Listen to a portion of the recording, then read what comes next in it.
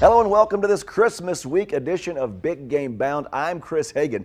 Now just 3 regular season games remaining for the playoff contenders and the wait until next year teams as well. And as usual, we have our marquee matchup, no doubt about it this week. The Beast of the East in the NFC paying a visit to division rivals Dallas. For more on this one, let's bring in our man in Philly. He's Jason Lee. Jason, what are the Eagles doing? Are they ever going to lose another game? Some say they shouldn't have lost the one they did. It just seems like they just keep rolling and rolling, and they are as good as advertised.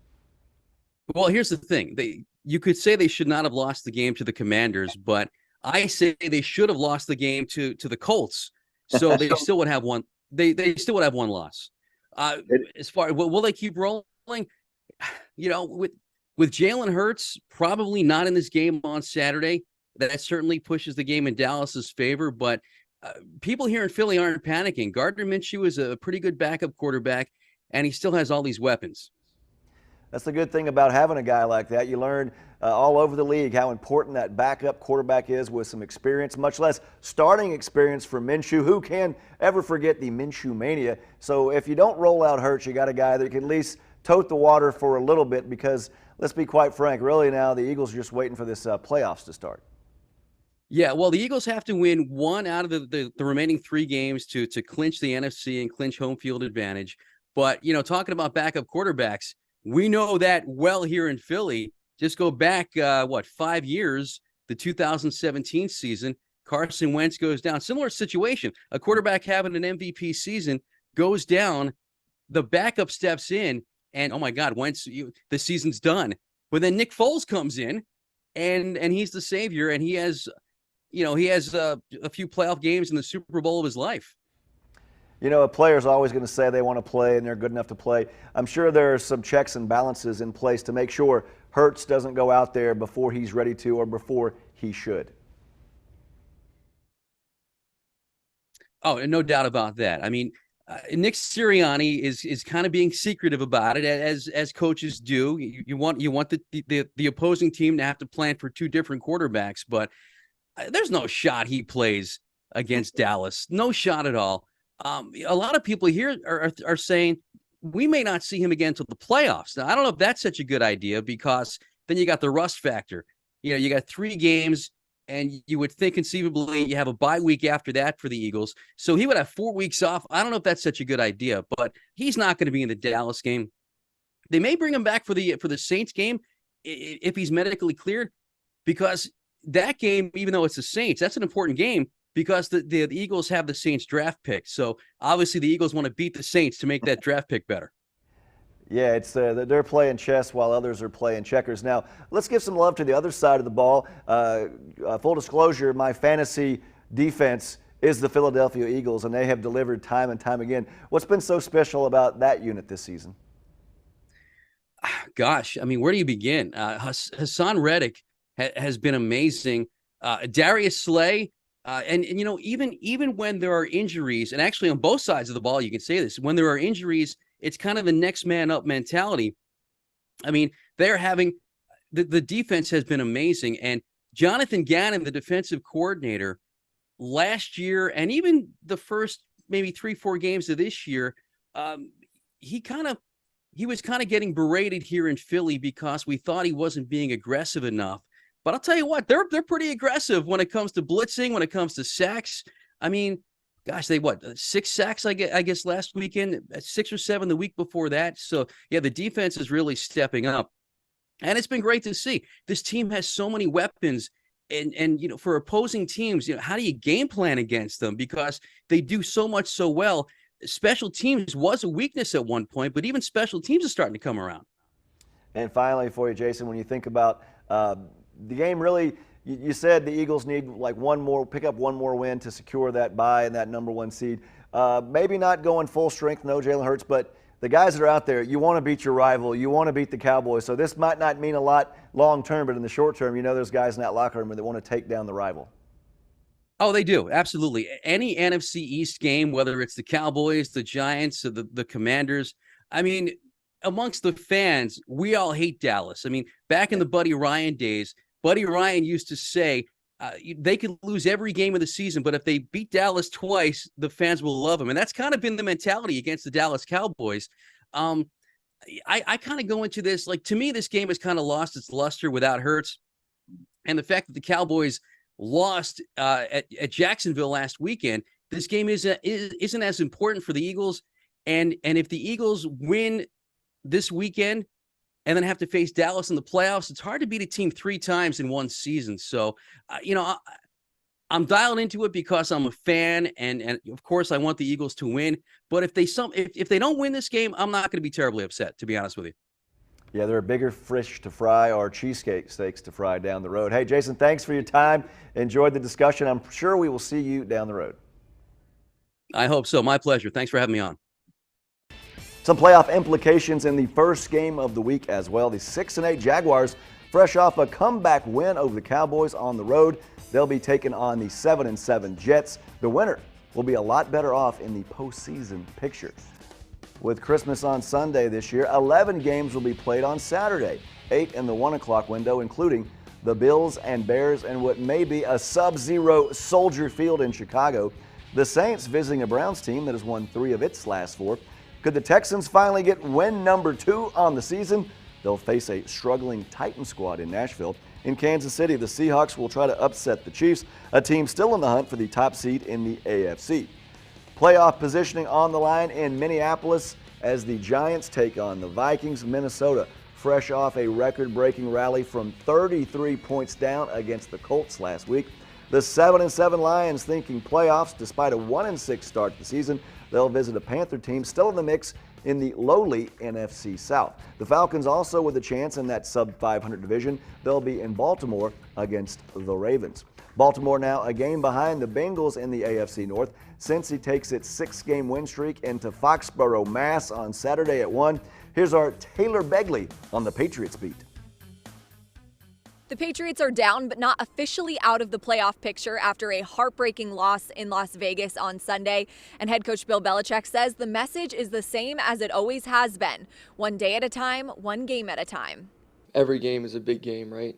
I know everybody says that every week, right? But this one especially, just to show our resiliency and just to bounce back and stay positive with one another and go out there and compete. And we know that they're a great football team on the other side, and definitely starts with us. It's the season. I mean, you want to make the playoffs, you got to beat 3 playoff teams. I mean, that's really what it comes down to. We got to take each opponent one at a time, and I think starting this week, huge challenge, short week. Going against a team not only is a good team, but I would say probably playing their best football of the year. The Patriots need to win out in order to keep their playoff hopes alive, and it all starts on Saturday, Christmas Eve, here at Gillette Stadium when they welcome the reigning AFC champion Bengals. Hey, thanks, Taylor. At 4:05 on Saturday, the Commanders trying to hang on to the 7th and final playoff spot in the NFC, but facing a tough assignment on the road. Washington, a 7-point underdog against the 10-4 San Francisco 49ers. On Saturday night, the Steelers franchise playing with a heavy heart as the Raiders come to town. Earlier this week, Pittsburgh legend Franco Harris passing away at the age of 72. Here's our Mike Finner with more on the Hall of Famer and the game itself. Steelers legend Franco Harris passed away unexpectedly on Wednesday at the age of 72, just a matter of days before the 50th anniversary of one of pro football's most iconic plays. Harris was the author of the Immaculate Reception. When you look at it, that play is going to stand out, and someone had to win and someone had to lose. And I think when you look at those two teams, that's where the rivalry started. It's news that's shocked the Steeler Nation from inside the UPMC Rooney Sports Complex. He was there making change, being involved in anything he could. I think that's the way that group was represented. You look at Mean Joe and guys like him, and Franco, I felt like led the charge in that front. Outspoken, didn't hide behind anything, but was a person of the people. Harris, legendary number 32, was set to be retired on Saturday night in the matchup against the Raiders. I just admire and love the man, and so much to be learned from him in terms of how he conducted himself, how he embraced the responsibilities of being Franco for Steeler Nation, for this community, for the Penn State followers. The Black and Gold faithful will honor and remember Franco Harris on Saturday night when the Steelers host the Raiders from Acrisure Stadium with an 8:15 p.m. Christmas Eve night kickoff. Reporting with the Steelers on the South Side, Mike Fenner for Big Game Bound. Hey, thanks, Mike. A Christmas NFL triple header kicks off at 1 Eastern with the Packers visiting the Dolphins. Here's our Lauren Helmbrecht in Green Bay, where the playoffs are still a possibility. They're not done yet. The Green Bay Packers defeated the Los Angeles Rams on Monday night, and somehow, some way, Green Bay is still in the hunt for an NFC playoff chance. And that seemed borderline unthinkable just 6 weeks ago, because Green Bay was in the midst of a 5-game losing streak. But now, after back-to-back wins, Packers know they put their playoff chances in their own hands. We just know we got to worry about focus on what we can control, and that's in-house, each week, and make sure that we prepare each week like, it's a playoff game. We already know what's ahead of us. If everything, all the chips fall in the right place, we know we just go out there and play at a high level. We got to get back to playing our style of football. I feel like we're approaching it the right way. So you got to take care of that game that's in front of you before you can look ahead. And I think it's just kind of brought out the joy in us. The guys are out there having fun, and you can see it. So that's contagious as well. Next up, a short week and a Christmas Day trip to Miami. And Packers players have said, yeah, they've played well enough to beat the Bears and the Rams, two teams that are already eliminated from the postseason. But to beat the Miami Dolphins and continue this late season push, well, the Packers say they need to play their best football yet. Reporting from Lambeau Field, Lauren Helmbrecht. The other two games on Sunday feature 4 teams with losing records. The 4-10 Broncos on the road against the also 4-10 Rams. The Bucs are 6-8, but still atop the NFC South. They'll be on the road against the Arizona Cardinals. And on Monday Night Football, the Chargers hoping to kick the Colts while they're down. In Indy's last 2 games, they've been outscored in the fourth quarter and overtime, 58-0. Both, of course, were losses.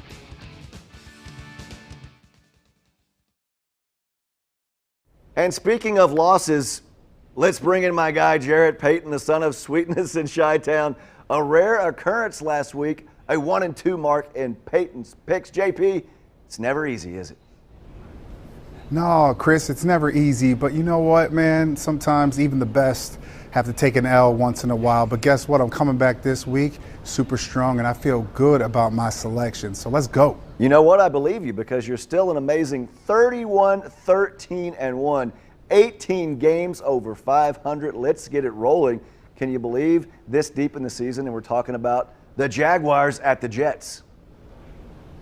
Yeah, I never would have thought we'd be at that moment, but this is one of those matchups where it kind of got me thinking a little bit with both of these teams. I'm not really sure who they are, both teams. And so when I look at the Jags, definitely what they bring to the table, and you look at the Jets, I mean, this is one of those games where you go back and forth. But for me, I'm not going about statistics and all that other stuff. I'm going with weather conditions in this one, Chris. It's going to come down to the Jaguars going to play up in New York. And you know what time it is? It's going to be cold here out on the East Coast. So it's going to play a little bit of a factor into this one. You look at maybe the stats when it comes to them in cold weather games. Right now, the Jags haven't won a cold weather game in 5 years, Chris.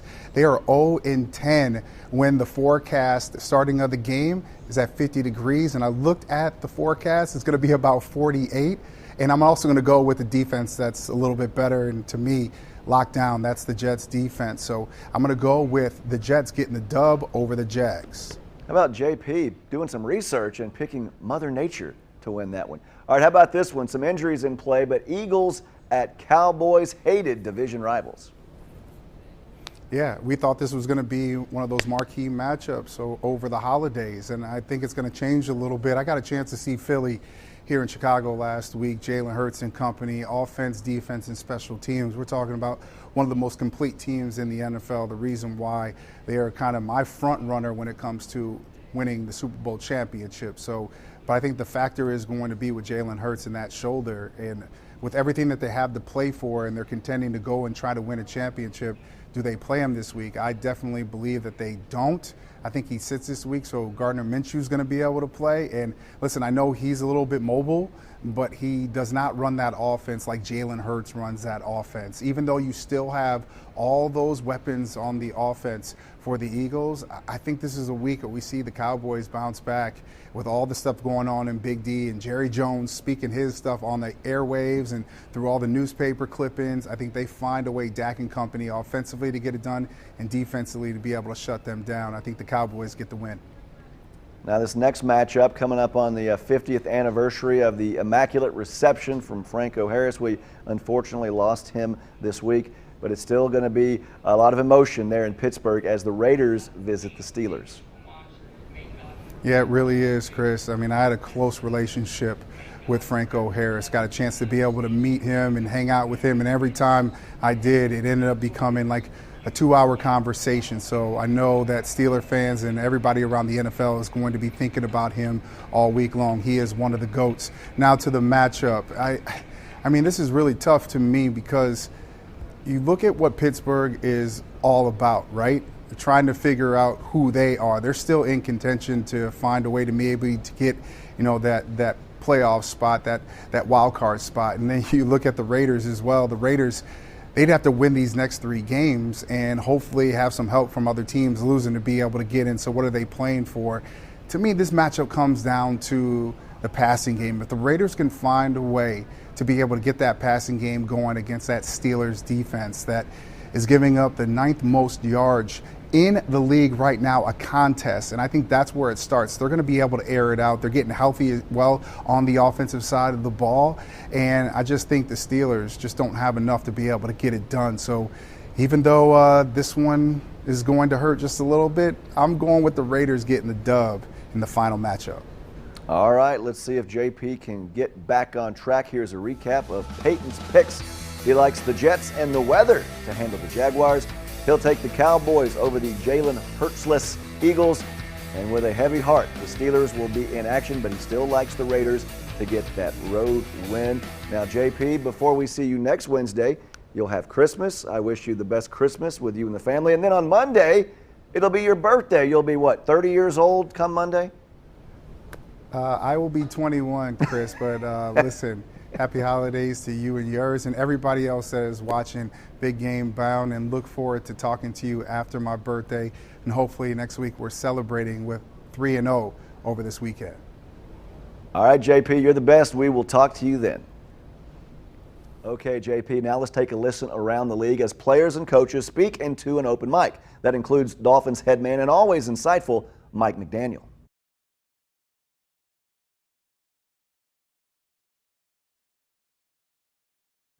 For you not to point fingers at other people and try to do better. I mean, it's a tremendous human accomplishment within this, like right now, because people don't understand what that's like. Any division you win, regardless of whether you're 17-0 or whether you're 4-13, you win the division, and you have a division banner, and then you try for your next goal to get to the Super Bowl. I know a lot of people want highlights and the big shots that people were saying the last time I played, and that's naturally going to come, but we can't force that issue. I'm glad he's hitting the gym and stuff like that, but we get in the weight room too, so we'll do what we can to stop his big strong self. It's awesome.